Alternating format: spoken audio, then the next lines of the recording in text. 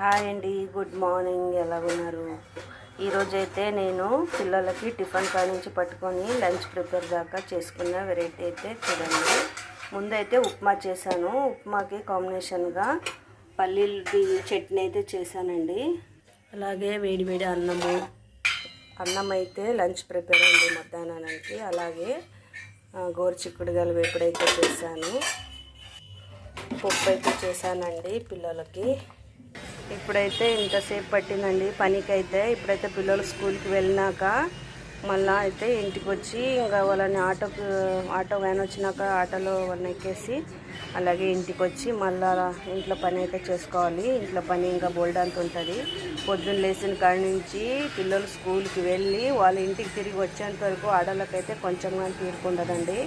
వాళ్ళకి పొద్దున్న లేచి ఇంత అయితే ప్రిపేర్ చేసినాక టిఫిన్ కాడి నుంచి లంచ్ దాకా మనం ప్రిపేర్ చేస్తాం కదా.